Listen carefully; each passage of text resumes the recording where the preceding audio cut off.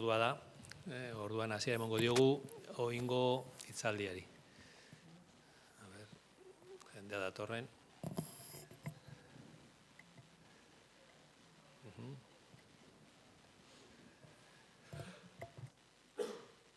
Minuto bat itxarongo dugu, un minutito solo, que termine de entrar aquí parte del colectivo.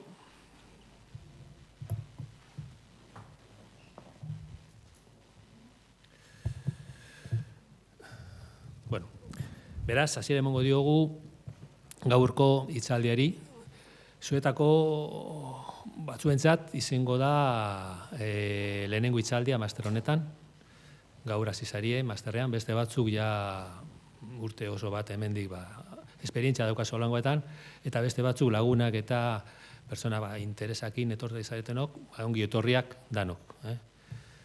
Por siguiente, digo, hoy esta es la primera conferencia que tenemos para muchos de vosotros que empezáis hoy. Para otros ya tenéis experiencia en estas conferencias y para otros sois bienvenidos, que venís por el título de la conferencia y sobre todo por el ponente que nos acompaña hoy. Como sabéis, es Rafael Bengoa, la persona... ¿Sabéis? Las conferencias normalmente traemos personas que de distintas perspectivas aporten conocimiento, experiencia, sobre todo relacionada con la gestión y dirección de empresas y de organizaciones, desde distintas perspectivas. La persona que traemos hoy tiene muchísima experiencia en dirección y gestión de organizaciones, de grandes organizaciones. Como sabéis, ha sido consejero de Sanidad y director de distintas empresas.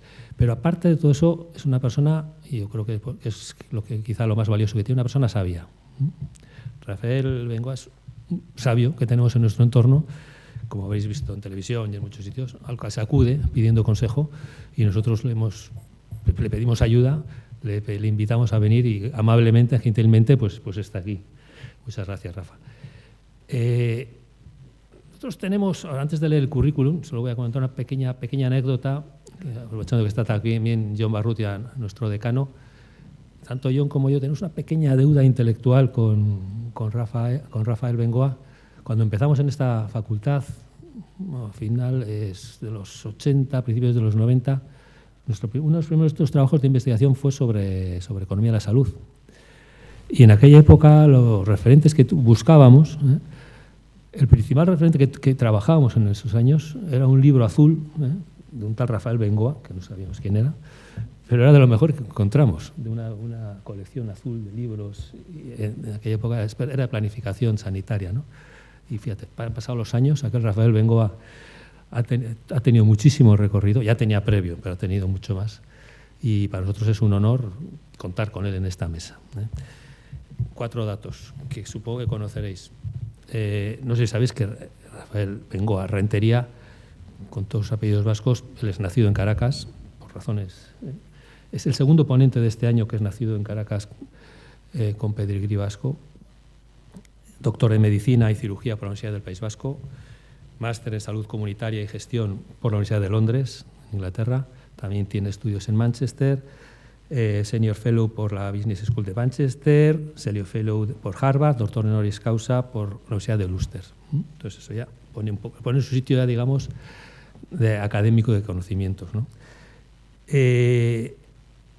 Es un sabio que ha aportado mucho a la sociedad en distintos ámbitos, ya que ha sido coautor de importantes documentos de política social y gestión sanitaria, tanto a nivel vasco como español como europeo, incluso fuera de Europa también. Es coautor del informe Abril, que los más antiguos de la zona recordaréis, también del informe Sanidad, la reforma posible para SADE, y es uno de los padres. En aquella época era director de planificación de Osasuna Zainduz y la Osakidetza moderna, junto con Iñaki Azcuna, que estaba en aquella época. Ha trabajado 15 años en la Organización Mundial de la Salud, donde era director de sistemas de salud, y como sabéis, del 2009 al 12 pues fue consejero de Sanidad y Consumo.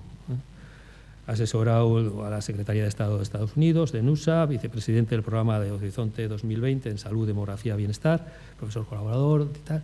Y bueno, y ahora está, salto cosas, es codirector de SI Health, que es, digamos, una consultoría, pero consultoría que apoya en temas sanitarios y de gestión sanitaria, reformas sanitarias en España, Inglaterra, Escocia, Irlanda, Estados Unidos. En fin, un honor, Rafa. De verdad, muchísimas gracias por acceder a esta invitación, que fue así a salto de mata, y dijo que sí, sin preguntar nada. Y para nosotros es un honor, y ahora nos va a hablar sobre un tema interesante que nos afecta a todos, y además haciendo el esfuerzo de unir los dos elementos que nos interesan, la salud y la sanidad, que es su fuerte, con la economía, que es el nuestro en esta facultad. Muchas gracias, Rafa. A ti y bueno, a todos vosotros por estar aquí esta tarde. Ya sé que un viernes no tenéis nada mejor que hacer.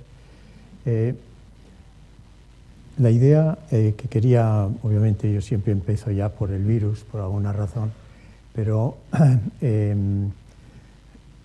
lo que creo que es importante es ver que sí se ha comprimido el conocimiento científico en el último año, se ha comprimido una década de conocimiento científico.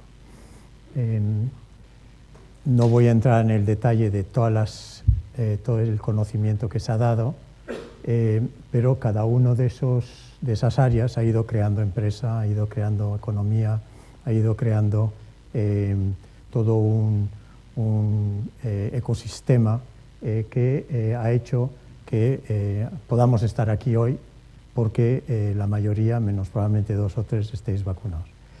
Y entonces eso ha ocurrido tan rápido que nos permite volver a estar en clase y llevando unas vidas más o menos normales. Eso ha sido posible porque se había hecho muchísimas cosas antes. Es decir, esto no es posible si no se hubiera hecho mucho trabajo científico entre pandemias.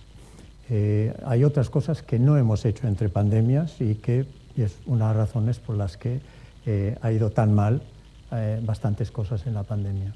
Pero lo que no se puede decir es que la ciencia ha estado, digamos, muy a la altura en estos 12 meses del año 2020.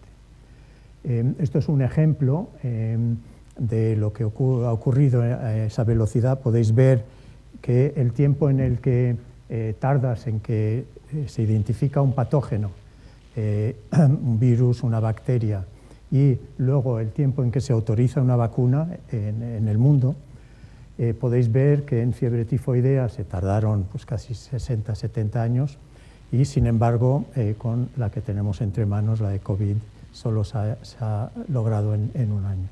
Entonces esa es la velocidad a la que ya van a ir las cosas. Y esto son buenas noticias, porque quiere decir que, como ya sabemos, o hay mucha gente que no quiere, pero sabemos que va a haber más pandemias, quiere decir que la ciencia ahora, digamos, va a poder hacer cosas bastante geniales precisamente para que podamos atender a la siguiente pandemia. Pero hace falta, obviamente, hacer muchas más cosas para tener un buen sistema de salud, para estar creando empresa y, digamos, la economía alrededor del sistema de salud, mucho más que solo la velocidad científica. Y de eso quería hablar. El problema que ha habido, más importante, por lo que seguimos viendo estos días en los medios, es que aunque ha habido 10 años, pero en un año un salto científico de una década, eso no ha pasado en la política. En la política, de hecho, parece que estamos yendo para atrás. Y esto es muy importante porque esas son las partes que no han funcionado bien en la pandemia. Peor, obviamente, con Estados Unidos, con Trump, Bolsonaro, etcétera, pero es evidente que en Europa tampoco, digamos, han ido nada bien las cosas. Y las cosas no han ido bien, ya veis, que no ha sido por razones científicas, sino que ha sido por la forma que hemos tenido de manejar esta situación y de no comprender este dilema entre economía y pandemias, etcétera. Ya está probado que el confinamiento ese de 4 meses fue correcto. Es decir, aunque haya tenido un golpe, digamos, económico enorme, número de vidas que se han salvado solo con ese movimiento de salud pública ha sido espectacular. Esto es el contexto en el que está, si queréis, el País Vasco, Euskadi, está España, están muchísimos países en Europa. Básicamente tenemos una expectativa de vida bastante espectacular, ya veis allí a la izquierda España e Italia como arriba del todo, una expectativa de vida ya rozando los 87 años para las mujeres, porque esto ya es de hace unos años, y tanto en hombres como en mujeres. Entonces, lo que importa con esto es que esos años añadidos que hemos ido añadiendo en los últimos años no son todos buenos. No hay ninguna razón para que no lo sean, pero no son todos buenos. De hecho, una mujer hoy de 65 años, podéis ver aquí, que tenga una expectativa de vida de 21 años, solo 10 de esos 21 años van a ser buenos. Y no hay ninguna razón, usando la ciencia y la medicina de hoy, para que eso sea así. Se puede perfectamente comprimir el tiempo en 3 o 4 años en lugar de 10 o 11 años digamos, de vida peor, llena de cronicidad, de la que vamos a hablar en un momento.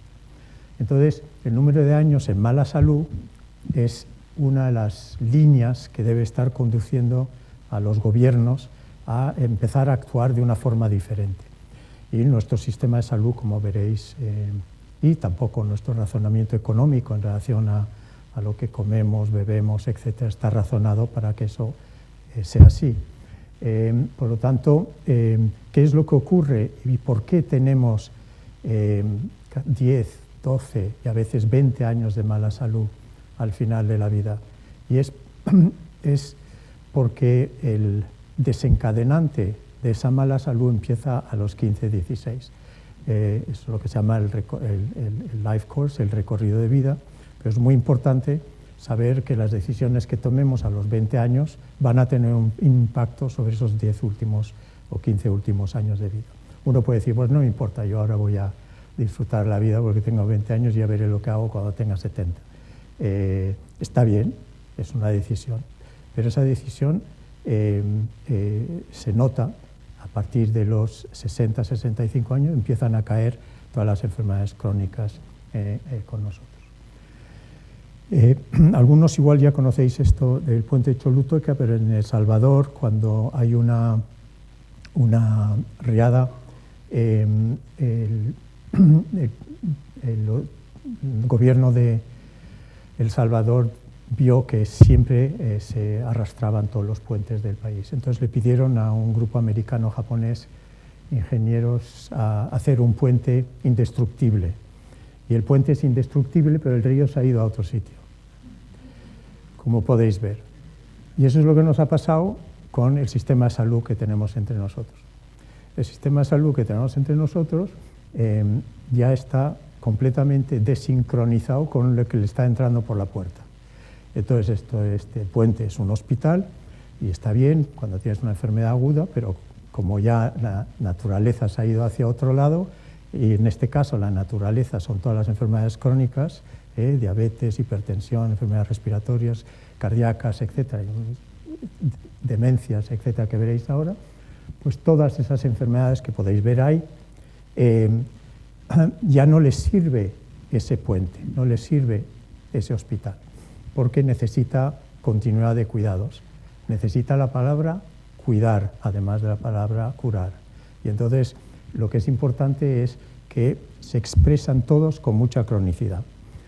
He adaptado el puente Choluteca a lo que nos pasa ahora, con el virus, es decir, o los virus y las bacterias. Con el VIH, SIDA, el SARS-CoV-1 y CoV-2 que hemos tenido entre nosotros, el MERS, la hepatitis, la polio, todas esas enfermedades crean cronicidad una vez que te has quedado infectado. Algunas se curan y otras, obviamente, te afecta para toda la vida esa enfermedad. Entonces, también crean mucha cronicidad. ¿Y qué es lo que ha pasado? Pues que creíamos creíamos que estábamos preparados, teníamos nuestro puente de Choluteca, la administración, sistemas de alerta, tengo bajo control las epidemias, etc. Y en ese momento arrogante, lo que nos ha pasado, obviamente, es que hay un virus que ha aparecido, como sabéis, de China, y que nos ha invadido. Simplemente la naturaleza no está de acuerdo con las cosas que tenemos organizadas para combatir o para controlar algunas de las cosas que tenemos encima. ¿Qué nos va bien? Pues va bien lo cardiovascular. Si uno tiene un ictus, te atienden relativamente rápido. Si tienes un accidente de coche, te rompes una pierna, tienes un infarto. Muchísimos cánceres, hemos trabajado muy bien el tema del tabaco, y todo eso es agudo, y el sistema, en nuestro caso aquí en Euskadi Osakidetza, pues os atiende muy bien, os repara.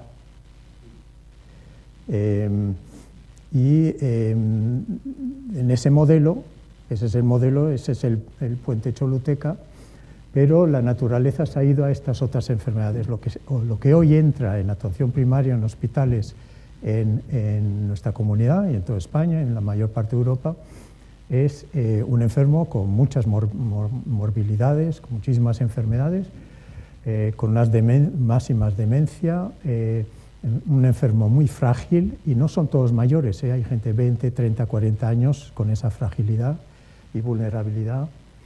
Muchísima salud mental, de la que hablaremos ahora, y obviamente una epidemia de obesidad, y más obesidad quiere decir más cáncer, más diabetes y más enfermedades crónicas. Y el problema que tenemos es que nuestro sistema de salud no está pudiendo con esto, y no está pudiendo con esto porque está focalizado en aquella lista de azul, está focalizado en lo agudo. Sin embargo, lo que está entrando por la puerta el 70-80% del tiempo es esto otro. Entonces, un ejemplo, esto es para Estados Unidos, pero en gente joven, como podéis ver, entre 30 y 64 años, los enfermos diagnosticados de demencia precoz ha aumentado un 200%, del 13 al 17. Está bajando. Hay una buena noticia de antes de ayer con esto, es que por fin le están empezando a pillar, hay un medicamento que va a empezar a enlentecer la progresión de Alzheimer, y eso es de esta semana. Pero bueno, va a haber mucho, como podéis ver, y vamos a poder... Pero da la sensación de que se están empezando a pillar el truco al Alzheimer, que era uno de los, digamos que es uno de los grandes males de nuestra sociedad. Entonces, como estamos intentando hacer digamos, una medicina con ese nivel de cronicidad, con ese nivel de fragilidad y vulnerabilidad, lo estamos intentando atender con un modelo que se inventó el siglo pasado, y chirría continuamente la situación, porque el modelo asistencial no puede con lo que está entrando por la puerta. Entonces, uno puede decir, bueno, pues no me hace falta un modelo que atienda la cronicidad.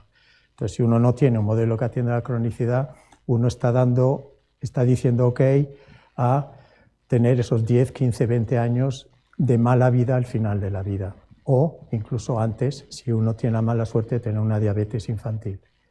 Entonces, lo que importa es que tenemos un modelo que nos repara, de hecho es pasivo, es un modelo que es reactivo, básicamente el modelo en general, hay algunas excepciones, pero en general lo que hace es esperar que uno sienta algo, vaya a atención primaria y vaya a urgencias o al hospital. Y obviamente ese modelo está muy bien cuando te has roto una pierna o tienes un infarto, pero no está bien cuando tienes una demencia, un problema de salud mental, una enfermedad reumática o lo que fuera. Y ese otro modelo al que tenemos que construir ahora entre todos es un modelo que ofrezca continuidad de cuidados, que sea proactivo, que esté sabiendo lo que está pasando con la gente cuando están en casa, con sistemas telemáticos, etc., que sea preventivo, que atienda mucho a domicilio, que use teletodo, que ahora podemos conectar, como sabéis, mejor que nadie todo con todo, y tener a todo el mundo en el radar. A todo el mundo que quiere, a nadie se le va a obligar a estar en el radar, pero a todo el mundo es tener en el radar y saber que la gente, que una persona se está complicando. Por ejemplo, en la plena pandemia, ¿qué es lo que nos ha pasado? Que no sabíamos que en las residencias se estaba complicando un paciente en respiración o estaba ya empezando a tener problemas de salud muy importantes. ¿Por qué? Porque no está bien conectados. Y fijaros si es fácil conectar las residencias con atención primaria y que en atención primaria haya en cada centro de salud 3 personas mirando a las pantallas y decir, se nos está complicando Pedro, Juan y María se están complicando en estos momentos, que vaya alguien a casa a ver lo que hay y paramos. Entonces es la utilización obviamente de todo el potencial tecnológico que tenemos para hacer las cosas mejor y los recursos humanos que tenemos. Entonces ese modelo no lo tenemos todavía. Y ese modelo es muy bueno para las empresas. Este modelo no es malo, el otro, el reactivo para las empresas. Obviamente, si fabricas máquinas de rayos y medicamentos, etc., estar en un modelo reactivo pues no está mal. Pero a este 80% de la población que tiene enfermedades, perdón, 40% de la población que hoy en Bilbao tiene enfermedades crónicas, pues no le sirve, porque lo que necesita es continuidad de cuidados y está en el radar. Bien. Entonces, os doy un ejemplo. Esto ocurre con muchas enfermedades, pero esto es lo que ocurre en salud mental. De hecho, en salud mental hay tanto estigma que les hacemos entrar por otra puerta a veces. Y esto es un daño que nos hizo Descartes hace ya varios siglos, pero que decidió, por una serie de razones que no importa ahora, separar la mente, que era lo limpio, del cuerpo, que era lo sucio. Y esto en medicina se sigue viviendo y, por lo tanto, yo creo que todos aquí ya sabemos que nuestra mente está continuamente hablando con el cuerpo y viceversa. Sin embargo, en salud mental esto es lo que está ocurriendo en estos momentos. Entonces, es cierto que crece, obviamente, la depresión y los suicidios en una recesión. No estoy seguro si estamos en una recesión, lo sabréis vosotros más que yo, y creo que lo vamos a saber todos dentro de un mes. Pero algunos países ya están. Entonces ahí sí va a haber muchísima más depresión y más suicidios. Y eso intuitivamente tiene sentido, obviamente, porque la gente obviamente lo pasa mal y no va a poder tener una vida normal.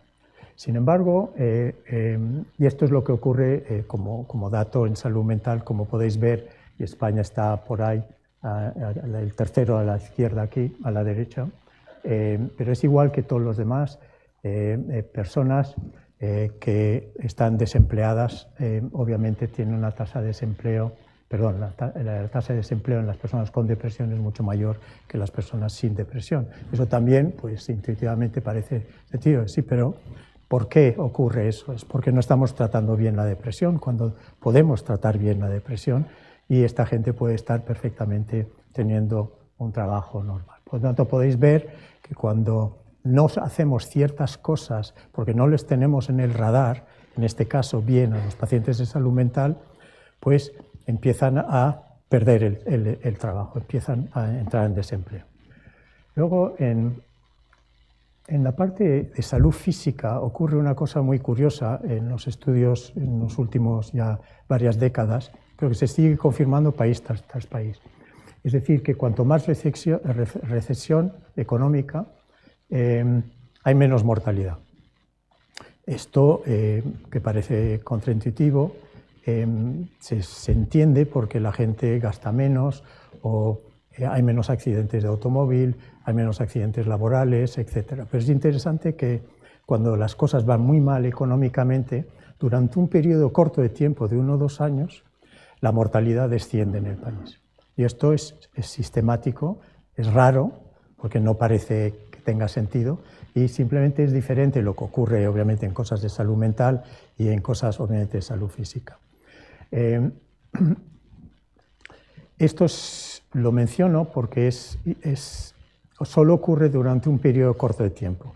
Si una recesión económica dura otros 3 o 4 años o 5 años, pues este fenómeno ya se transforma y empieza obviamente a ser exactamente lo contrario, es decir, que hay más mortalidad a más recesión.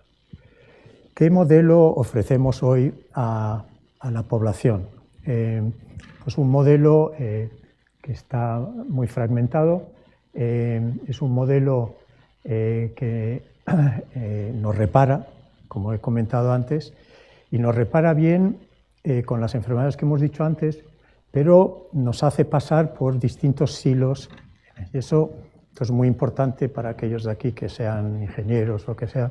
En medicina nos está costando muchísimo en el sector razonar horizontalmente. Todo el mundo razona verticalmente. Esto es atención primaria, este es mi trocito del paciente, esto es el momento hospitalario, en urgencias, luego voy a otra parte del hospital, luego voy a algunos cuidados digamos, de larga estancia, puedo tener rehabilitación, cuidados de enfermería, etc. Entonces, estos silos son útiles en un infarto, pueden ser útiles en algunos cánceres, pueden ser útiles cuando te reparan. Y en eso pues, funciona bastante bien. Pero es completamente inútil en una demencia, en las enfermedades más frágiles que hemos dicho antes, es inútil en una diabetes, la verdad, en una hipertensión, en una insuficiencia cardíaca, respiratoria, etc. ¿Por qué? Porque lo que necesitas es continuidad de cuidados, necesitas un sistema que te esté acompañando y que sepa lo que te está pasando cuando no estás con el sistema, lo que se llama medicina no presencial. Y lo que nosotros hemos organizado, todos, no es la culpa de nadie, pero es un modelo de medicina presencial y muy poco no presencial. Entonces, el momento en que una persona desaparece digamos, del centro de salud, de urgencias del hospital, pues perdemos el contacto con esa persona y no hay ninguna razón para que sea así. Y entonces esa persona se complica, como hemos visto antes. Bien. Entonces, gente joven y gente mayor, pues lo que recibe es trocitos de sistemas y es muy difícil estar sanos realmente en un modelo tan fragmentado. A la pregunta que nos hacíamos hoy. No hay sistema, lo llamamos Sistema Nacional de Salud o Sistema Vasco de Salud, Sistema Andaluz de Salud, pero no hay sistema. Lo que hay es un poquito de atención primaria, unos hospitales, unas residencias, un domicilio y tal. Y, por ejemplo, en Euskadi el sistema social, de servicios sociales, está muy separado del sistema sanitario y es por eso que ha pasado lo que ha pasado. Con el 70% de los muertos en la epidemia han sido gente mayor en residencias. ¿Por qué? Porque no estaban en nuestro radar. Han pagado impuestos durante toda la vida, pero no les teníamos en el radar. Bien, ¿qué nos cuesta esta fragmentación? Entonces, esto es lo que cuesta tener un sistema tan ineficiente. Pues un 77% de ineficiencia, si queréis, de un sistema que hace que el gasto sea cada vez innecesariamente más alto por no estar circulando el paciente de una forma, con un pathway, con una trayectoria para su enfermedad. De hecho, si un día vais al sistema de salud, preguntar, ¿y cuál es la trayectoria que me toca? Si tenéis una diabetes, una hipertensión, una enfermedad reumática, preguntar, porque el sistema no sabe qué contestaros, porque no hay una trayectoria organizada. Hay estructuras que saben lo que tienen que hacer, pero no hay una trayectoria organizada para el paciente. Bien, entonces, 5 minutos más. El modelo que tenemos es este de la izquierda, con distintas estructuras, y hemos intentado, concretamente aquí, cuando estuvimos en el gobierno, y luego se ha seguido también, tener lo que se llaman OSIs, son organizaciones más integradas, donde estas piezas empiezan a trabajar juntas. El País Vasco, Galicia, Valencia, 3 o 4 comunidades autónomas tienen un sistema de información que ya une por lo menos la primaria y la hospitalaria en un historia clínica. Y de hecho todos los que estáis aquí, igual muchos no lo usáis, pero desde hace 10 años tenéis acceso en vuestro teléfono a cualquier hora vuestra historia clínica y qué es lo que te han hecho esta semana, etcétera. Y es algo que podéis solicitar en el centro de salud y podéis estar pendientes de vuestro laboratorio, radiografías, informes, etcétera. Entonces, poco a poco sí se está avanzando hacia un sistema más integrado, más uniforme, pero andamos todavía muy, muy lejos de eso. Y esto lo menciono aquí por el razonamiento, porque este modelo es obviamente muchísimo más productivo por lo que hemos dicho, pero es muchísimo más interesante para las empresas que viven del sector salud. Imaginaros que sois una empresa tecnológica y que sabe ofrecer a Osakidetza cómo tener a las personas en el radar. Y los servicios sociales y los servicios sanitarios, que hoy no están juntos, deberían juntos de poder querer contratar y comprar esa tecnología. Eso es evidente. Sin embargo, no estamos ahí bien. ¿Por qué? Porque siempre se enfadan conmigo.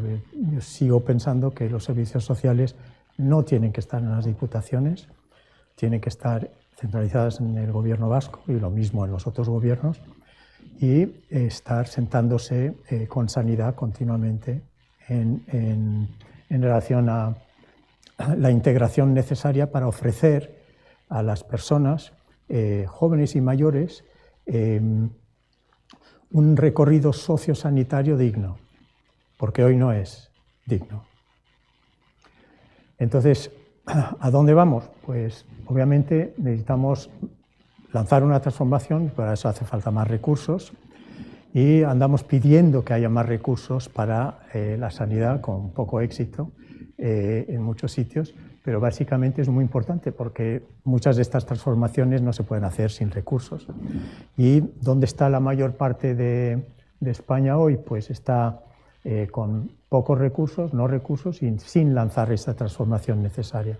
Entonces están diciendo, básicamente sin decirlo, me vale el modelo de reparación, no necesito el modelo más integrado, más digno del que estamos hablando. Y lo que es curioso es que tenemos ahora un arsenal de gestión, y creo que obviamente muchas de esas herramientas son herramientas que se están utilizando en otras empresas, en los seguros, en la banca y en otras cosas. La banca y los seguros de automóvil nos tienen a todos estratificados.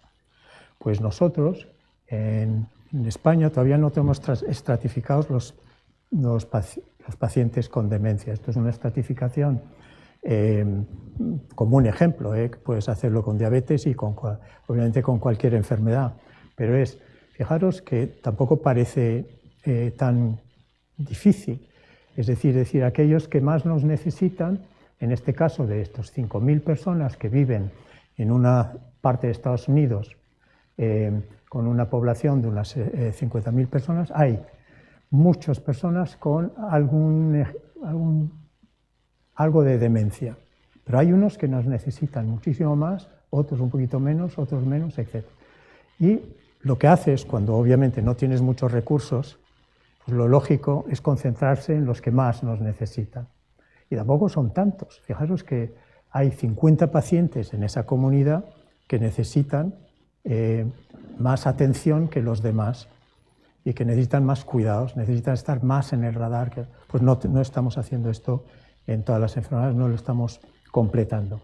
Entonces estamos en una sociedad donde la banca nos tiene estratificados, los seguros de automóvil, etcétera, otros seguros nos tienen estratificados, pero allí donde más nos necesita estar estratificados es en la sanidad y no lo estamos. Y esto lo sabemos hacer, igual que todas las demás cosas que comentaba, y no entro en el detalle, pero hay una batería de herramientas para hacer este cambio enorme.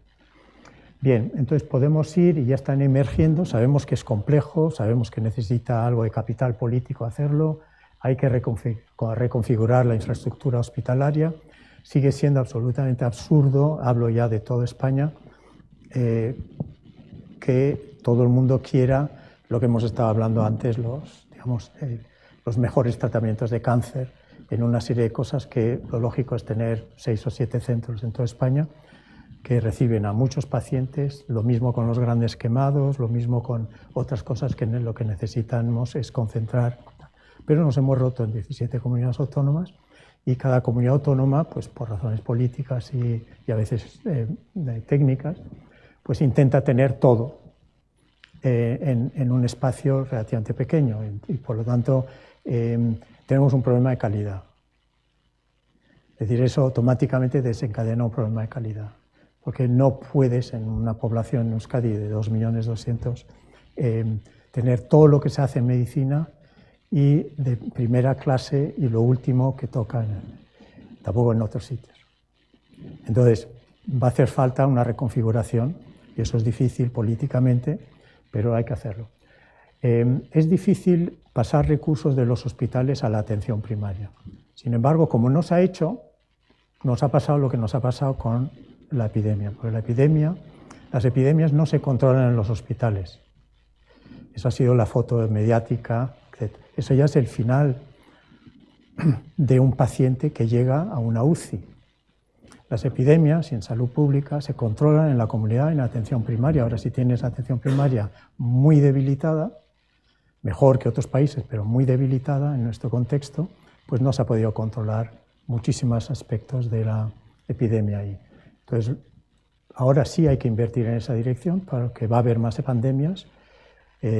Yo igual no la vivo, pero aquí veo gente que sí la va a vivir, sí la vais a ver, porque va a haber más. Hay unos cálculos que dicen que por calentamiento global hay 14.000 virus que van a pegar el salto del mundo animal al mundo humano en los próximos 40 años. Algunos igual lo hacen dentro de 3 y algunos serán pandémicos. Entonces, el calentamiento global está muy relacionado, obviamente, con el salto de los virus. Si queréis, hablamos más de eso luego. Y, obviamente, esta difícil integración entre los servicios sociales y la asistencia sanitaria, que es importantísimo que se logre. Yo creo que el País Vasco, además, podría ser perfectamente una de las primeras partes del país que se pone de acuerdo a hacer esto bien. Y sabemos, como he dicho, tenemos muchas herramientas, sabemos que hay que hacer, como se dice más en vuestro contexto, que no hay que desperdiciar esta crisis, y la estamos empezando a desperdiciar, creo que por esto que está ocurriendo esta semana, de a ver quién baja más los impuestos. Por eso ya veis que el ámbito político no está madurando a la velocidad de la ciencia, pero las preguntas que nos tenemos que hacer, ¿vale? Si tú bajas los impuestos, sea quien sea, si tú bajas bien, ¿cómo vas a financiar la sanidad y los servicios sociales? ¿Cómo vas a retener el personal que ya se ha empezado a ir a otros países o se ha empezado a ir a otra función? ¿Cómo se va a gestionar el post-COVID? COVID persistente y todas las enfermedades crónicas que se están surgiendo por la gente que ha tenido un COVID severo. ¿Cómo impactará en la creciente tendencia la privatización? Es decir, uno puede decir, bueno, pues, si la clase media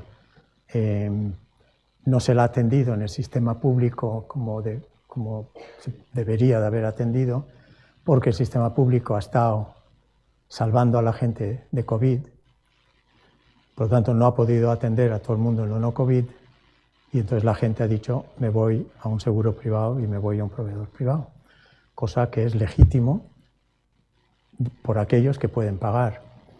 Pero eso ha ido debilitando el sistema público de salud. Entonces, lo que no podemos permitir es que se debilite el sistema público de salud, porque además, paradójicamente, es el que ha salvado la situación en esta pandemia. Entonces, sería un poco raro permitir que la tendencia hacia la privatización continuara. Esto no se arregla atacando la privada, como se está haciendo desde distintos grupos políticos, sino se hace reforzando la pública, económicamente y con la transformación de la que hemos hablado. Y en un modelo en el que el sistema de salud se está debilitando, el sistema público de salud se está debilitando, imaginaros Osakidetza yendo a menos. ¿Qué quiere decir eso para las miles de empresas que viven de Osakidetza? O en este caso, de sanidad del gobierno vasco, o de los servicios. Entonces, las empresas en nuestro país son las primeras que necesitan un sistema público fuerte de salud. Y el último comentario es que, como va a haber más pandemias, esto sí ha sido un ensayo general y nos ha permitido aprender mucho, pero ¿cómo vamos a manejar la siguiente pandemia? Y la ministra va a venir dentro de un mes a explicar eso a Bilbao, cosa que a mí me parece muy, muy complicado porque no se ha hecho la evaluación de lo que se debería de haber hecho en España. Tampoco en las comunidades autónomas, en la nuestra tampoco. Y entonces estamos haciendo una cosa que es preparar la siguiente pandemia sin saber realmente cuáles son las lecciones de la anterior, por un grupo independiente, etc. Entonces, por eso lo menciono, porque es muy importante que se haga una evaluación muy, muy seria en nuestro país, porque no estaremos, obviamente, bien preparados. Y si no estamos bien preparados, tendrá un impacto económico peor, si no estamos bien preparados y ya hemos vivido ese impacto. Muy bien, bueno, muchas gracias.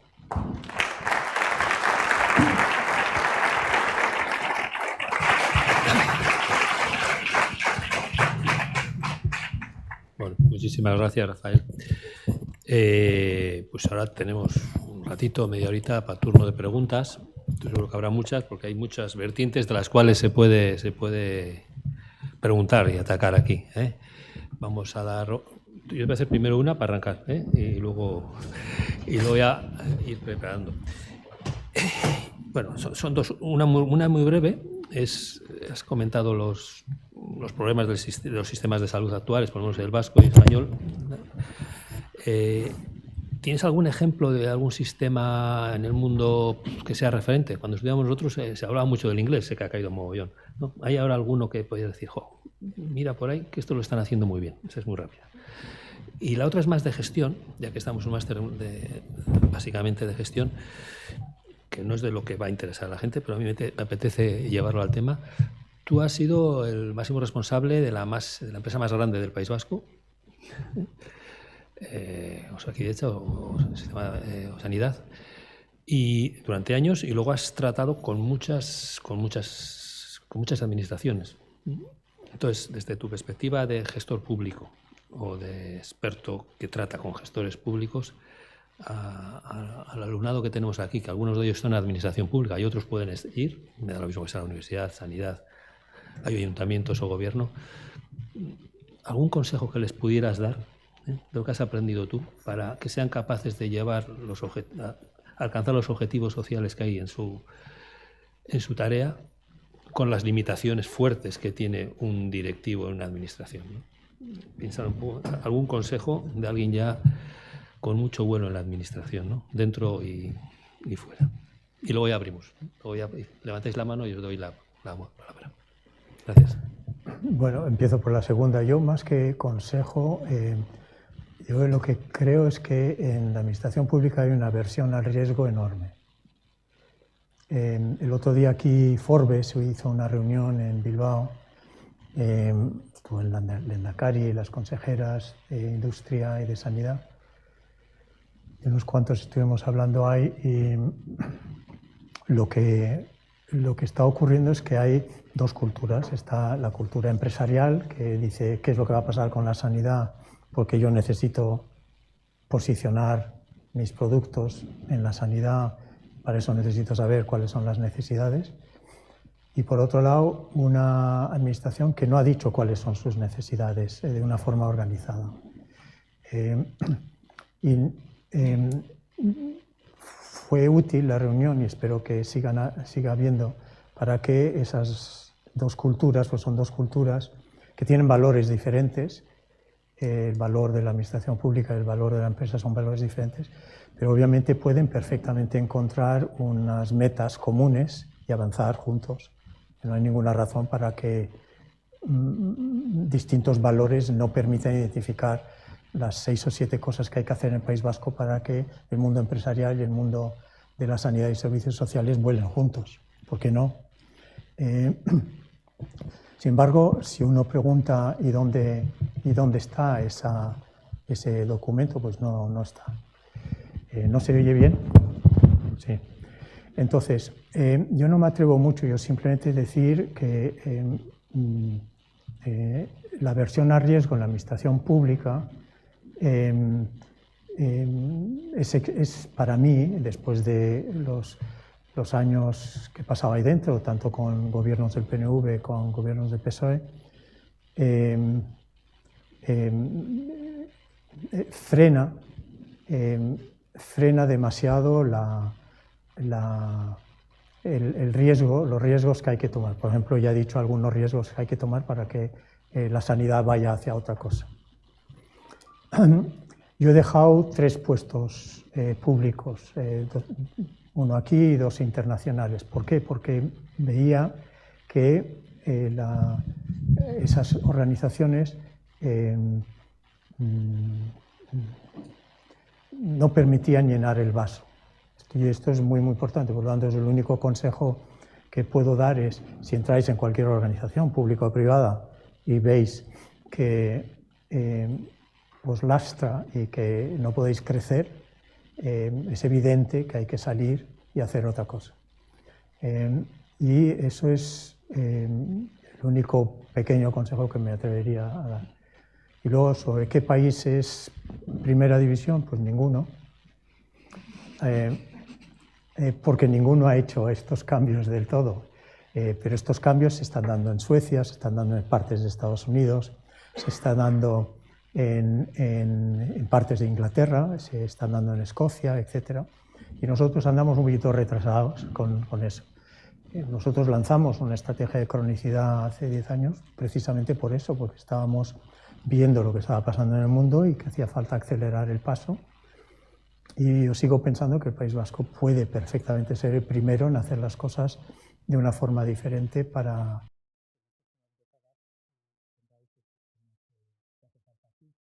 el actual, por lo que he comentado.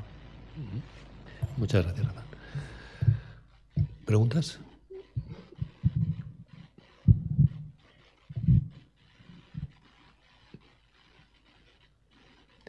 ¿Alguna por ahí? Sí. Ah, vale.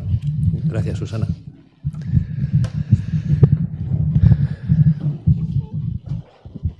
¿Me prestas tu hoja? Ah, sí. Gracias, ya tengo. Es que recasco por la charla. Yo la pregunta que tengo es, por ejemplo, desde la industria farmacéutica, un paciente crónico es mucho más valioso que uno agudo. Entonces, comentabas, ¿no? Cómo conseguir ese binomio desde lo público y lo privado cuando el interés para la industria farmacéutica es el paciente crónico, cuanto más longevo mejor, que es todo lo contrario que necesita un sistema público. Entonces, ¿cómo intentar casar esas dos prioridades? Sí, bueno, lo que ha hecho la industria farmacéutica en general, en el 90% de las cosas que ha inventado, ha sido hacer lo que tú dices. Ha ido no curando, sino cronificando un problema. Pero no lo hace queriendo, simplemente que está experimentando moléculas y hay unas que sirven para controlar tu diabetes, controlar tu hipertensión o lo que fuera. La industria farmacéutica en algunos casos sí le interesa ser más curativa. De hecho, se han forrado con la hepatitis C. Como sabéis, hace varios años una empresa compró otra y digamos, le salió muy rentable la maniobra, pero ha curado a todo el mundo que tiene una hepatitis C y que se toma ese medicamento durante 2 o 3 semanas. Con el VIH es mucho más complicado porque es un virus que está continuamente mutando, como parece que va a seguir haciendo el que tenemos entre nosotros, y por lo tanto es muy difícil encontrar algo curativo, pero la industria farmacéutica ha conseguido que una persona con VIH,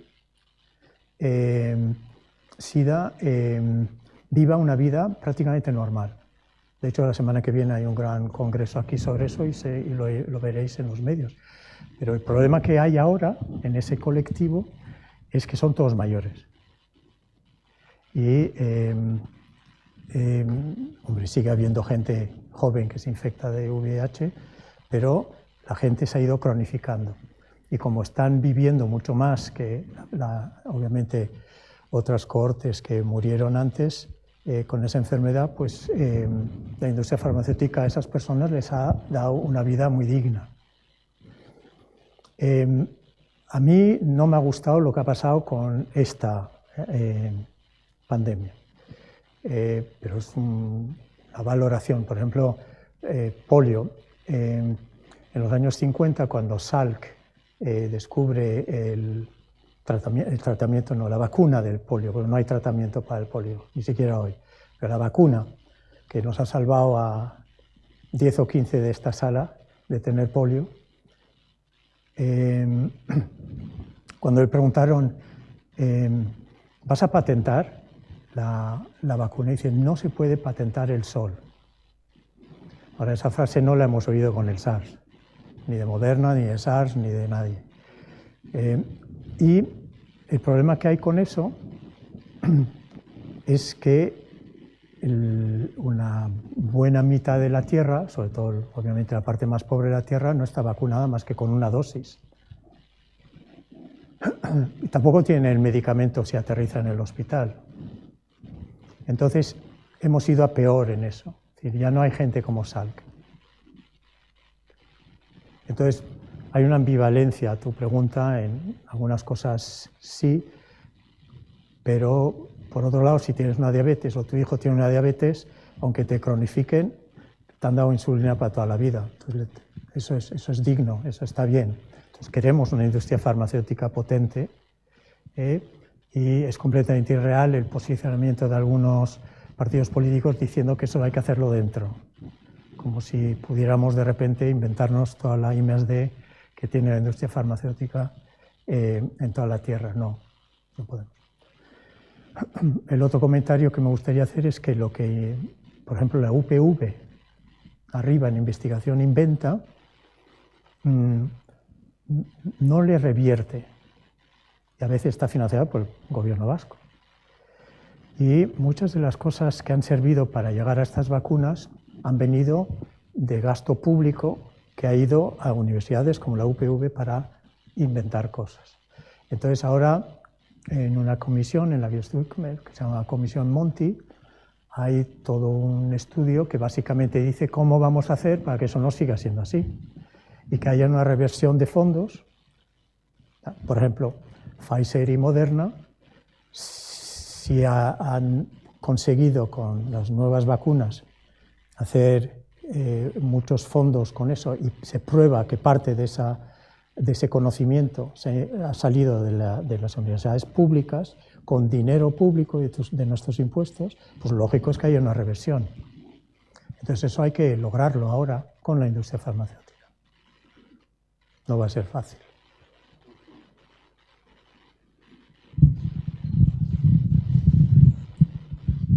Sí, hola.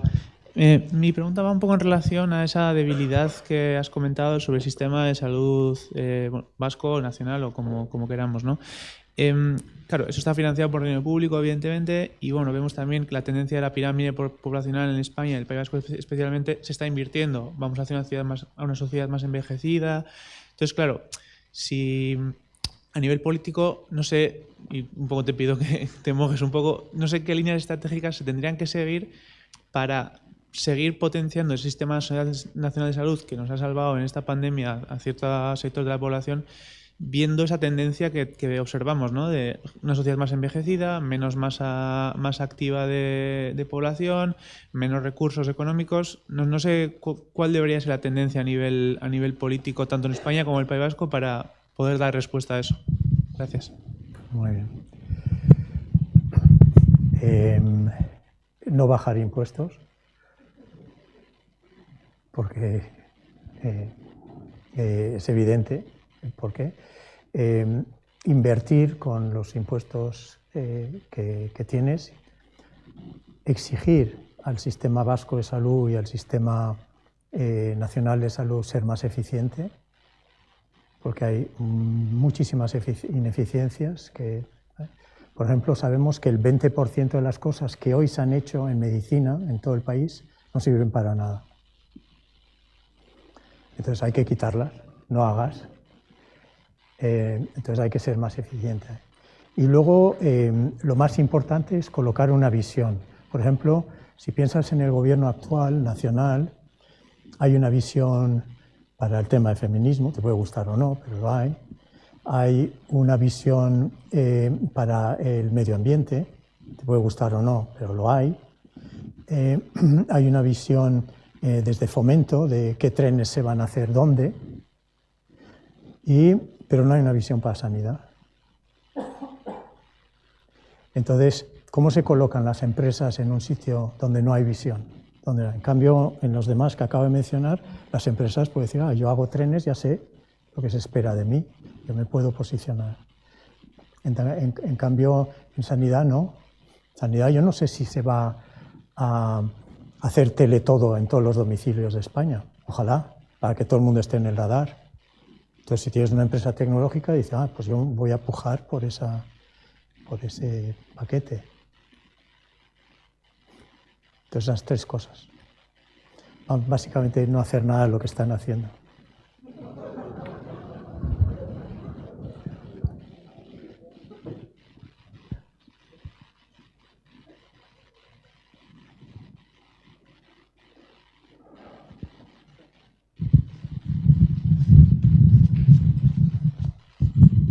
Buenas.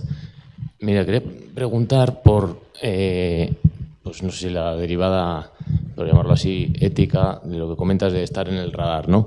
Porque, pues efectivamente, tecnológicamente hoy todos estamos conectados con el móvil, redes sociales, pero no sé hasta qué punto, qué opina de que la gente estuviese dispuesta o en su balance de beneficio de dar esa información de la salud, que es como muy personal, que seguro que tecnológicamente podemos monitorizar desde el nivel de azúcar en sangre casi a tiempo real y muchos otros parámetros a través de la tecnología, confiando que todo eso se va a tratar de forma responsable, sin ánimos pues espurios, ¿no? Y que todo va a ser muy transparente y tratado como se supone que va a ser. ¿Cómo lo recogería o aceptaría la sociedad?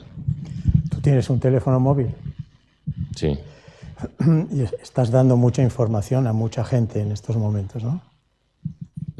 Sí. Es información que no te importa compartir porque en muchos casos no la consideras confidencial y esa es tu pregunta. En cambio, en salud crees que...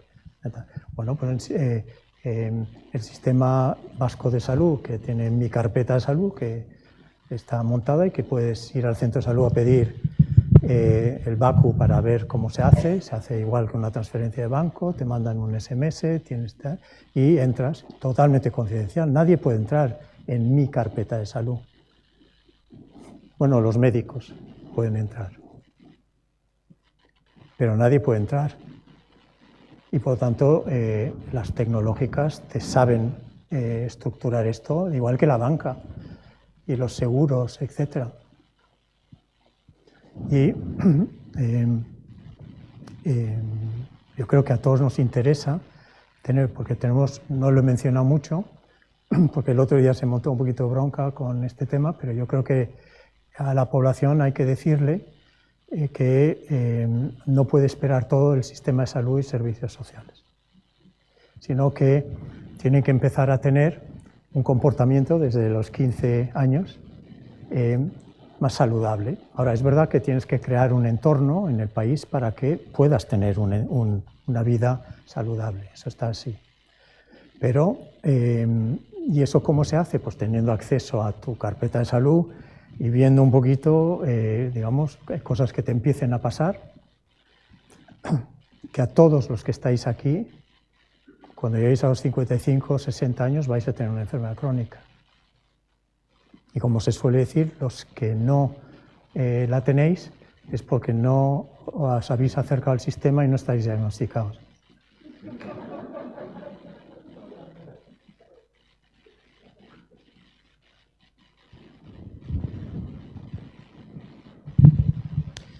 Arratsaldeon. Yo te iba a agradecer la sinceridad, pero no sé si tanta.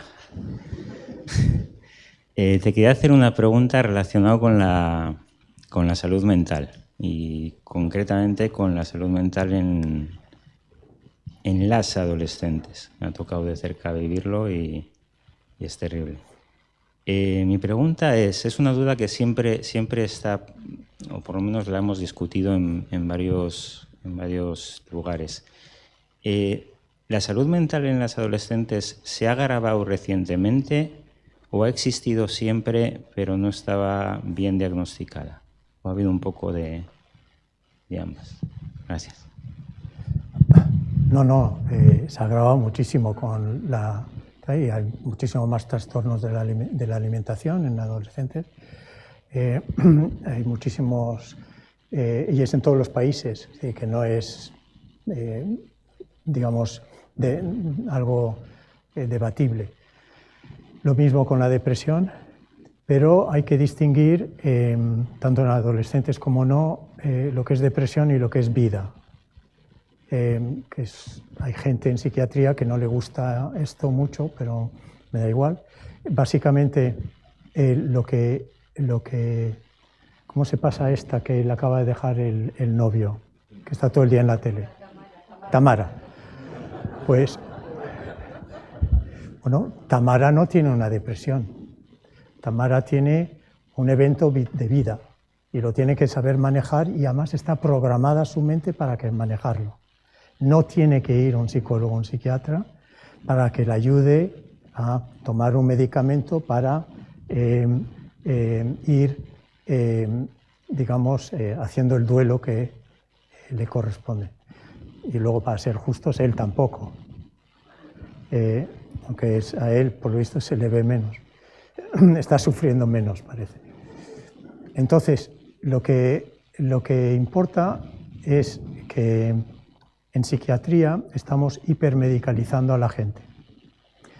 Entre otras cosas porque en atención primaria no tienes mucho tiempo para atender y escuchar a la gente y entonces es mucho más fácil dar un medicamento, etc. Entonces se está dando medicamentos, entonces la gente está usando la palabra depresión cuando no hay una depresión. Entonces hay una forma de detectar una depresión o un trastorno de la alimentación, hay unos baremos, se sabe cuáles son.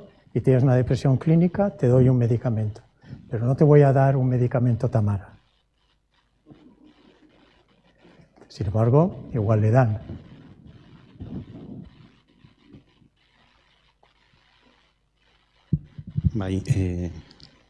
Bueno, Arratsaldeon.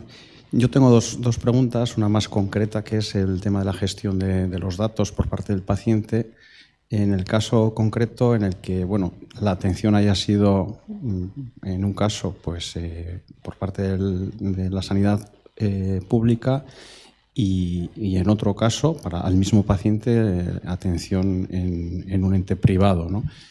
Y puede suceder el caso que no haya intercambio de datos entre ambas entidades. Entonces, porque ha sucedido, ¿no? También a algún familiar, pues el caso de ser atendido y bueno, esos datos existían, pero no ha habido ese intercambio, ¿no? Entonces, ¿cómo puede uno ser, ¿no?, empoderarse y ser gestor de sus propios datos?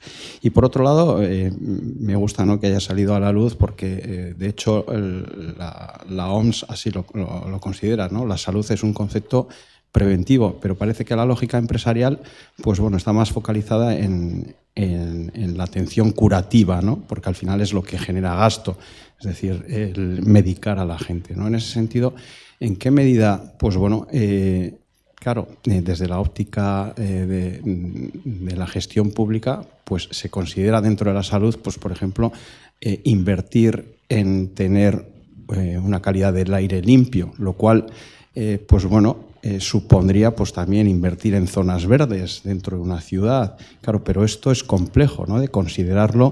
¿Esto es salud? Pues bueno, para unos sí, ¿no? O la apuesta no ha salido a la luz, ¿no?, pero es un concepto que utiliza Osakidetza, del paciente activo, ¿no?, empoderar al propio paciente para que realmente a través de sus hábitos alimenticios o deportivos, pues esté activo, esté saludable y, de hecho, pues, y a partir de ahí genere menos gastos, ¿no? Entonces, bueno, esta segunda cuestión quizás es más compleja, pero me gustaría, ¿no?, ver en qué medida, desde la óptica empresarial, se puede considerar ese valor social que está uno generando, pues alimentándose de forma saludable, llevando a cabo una vida con hábitos deportivos, pues dentro de lo recomendable, etcétera. Ricasco. Muy bien. Bueno, empiezo por lo segundo. Hay un movimiento en medicina que ya prescribe deporte, no el de medicamento. Si sigo con Tamara, Tamara, vete a hacer deporte. Eso va a ser bueno para ti, no te voy a dar el medicamento. Te prescribo para que vayas a ciertos centros donde existe una comida más financiada públicamente, con ciertos incentivos, y por lo tanto vas a tener más fácil comprar comida más saludable versus ir a McDonald's. Entonces ya se está prescribiendo, en Euskadi se está empezando a hacer, prescribiendo cosas. Pero, por ejemplo, con un polideportivo, una administración puede perfectamente llegar a un acuerdo, la sanidad, y decir, en este polideportivo de este pueblo, Guernica, vamos a bajar la cuota para los guerniqueses a la mitad y la financia el gobierno vasco. Pues ahí estaría haciendo prevención el gobierno vasco y sanidad. Y lo lógico eso es que se entienda desde digamos, todo el gobierno vasco, que cada departamento pueda hacer ese tipo de cosas en prevención, en salud. Sí se hacen bastantes cosas preventivas en cáncer de mama, cáncer de cuello cervical, cáncer de colon, todo lo que hacemos en vacunas, obviamente es la ansiedad. Ahora, ¿por qué, y vuelvo un poquito a eso, por qué hemos tenido tanto éxito con la vacunación? Tanto del SARS como anterior de la polio. ¿Por qué estáis todos vacunados de la polio? Porque tenemos un buen sistema de salud. Y si tuviéramos un mal sistema de salud, mucho más fragmentado, todo, nada digamos, cuidado en términos de los recursos, en este caso sería pediatría en atención primaria, pues es evidente que habría muchísimo más riesgo poblacional de ser infectados de polio o de sarampión en Euskadi hoy. Luego, a tu primera pregunta de gestión de datos, a ese familiar, para ser concreto, ese familiar que tiene datos porque se ha ido a la privada, pues no tiene más que abrir su carpeta de salud y rellenarlos en su carpeta de salud pública, porque tienes tu acceso para rellenar en tu carpeta de salud pública. Y luego, la próxima vez que vaya el médico va a abrir, porque eso es lo que hacen, abren tu historia, ven qué medicamentos tomas, tus análisis y tal, y ahí sería bueno decir, fíjese ahí porque he puesto algo. Eso es lo que tiene que hacer, porque no va a haber una buena interacción de momento entre lo público y lo privado de esa información. Sí mandamos información obviamente a farmacia, y en farmacia ya se quitó el papel, ya hace 10 años también, ya no hay para recibir las prescripciones crónicas de cualquier medicamento, ya no hay papel. Y eso es información que fluye entre farmacia y el sistema público de salud, pero las farmacias son privadas. Entonces sí saben lo que toman, pero no tienen acceso a tu historial clínico, aunque lo quieren.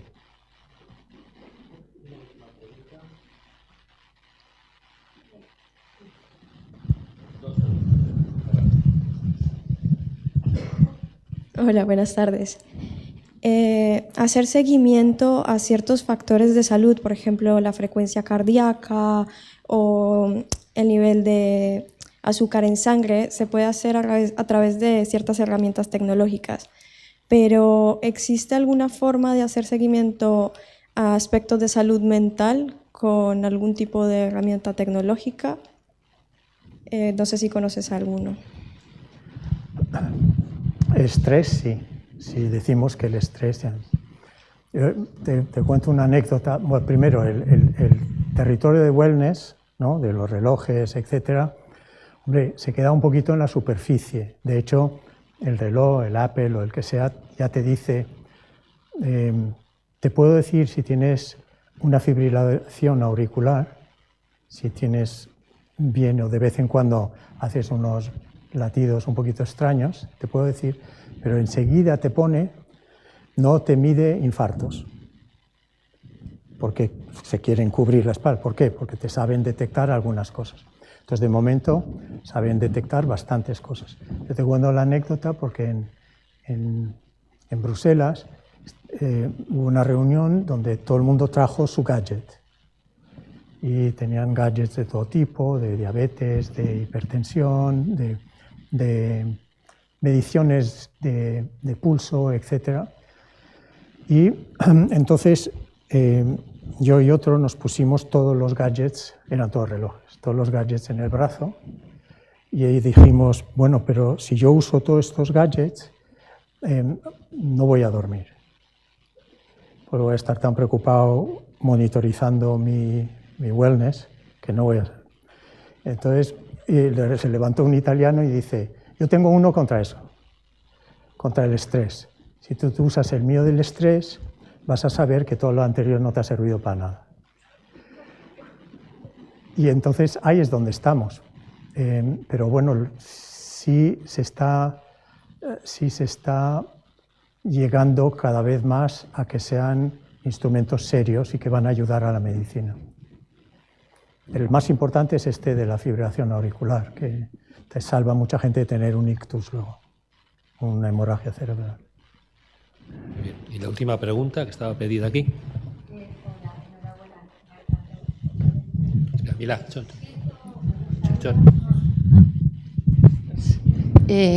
Me gustaría saber tu opinión sobre el tema de cuidados paliativos. Yo creo que es un tema que a todo el mundo se le llena la boca hablando de él, pero ¿cómo consideras que la sanidad y Osakidetza debería llevar el tema de cuidados paliativos para los pacientes y los familiares? Bueno, dentro de España somos de los que mejor lo hacemos, ¿eh? Esto primero, tanto en la pública como en la privada, es decir, la privada sin fin de lucro. San Juan de Dios tiene un muy buen sistema de paliativos, incluso mete las variables religiosas que le ayudan a mucha gente en esos momentos, pero tener acceso a toda la medicación que hace falta en esos momentos, en el País Vasco se tiene acceso a la medicación. Otra cosa es que igual digamos, hay alguien que dice cuándo te toca o no. Yo cuando estuve trabajando en urgencias, no voy a decir en qué hospital, las monjas controlaban el dolor. Y teníamos unos pacientes que se pasaban toda la noche llorando, gritando de dolor, y nosotros los médicos teníamos que pedir a unas monjas y ellas decidían si había sufrido bastante ese paciente.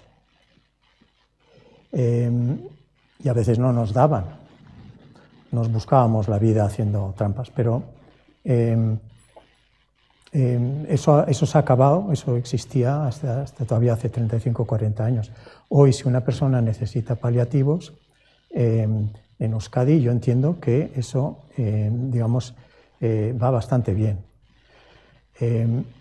Otra cosa ya es la ley que ha pasado el gobierno, obviamente, en el que ya puedes entrar en una eutanasia organizada, cosa que también a mí me parece muy bien, porque hay gente que decide que eso es lo que quiere. Y eso, el que fue consejero con nosotros, Jesús María Fernández, montó eso en el gobierno nacional y se pasó la ley.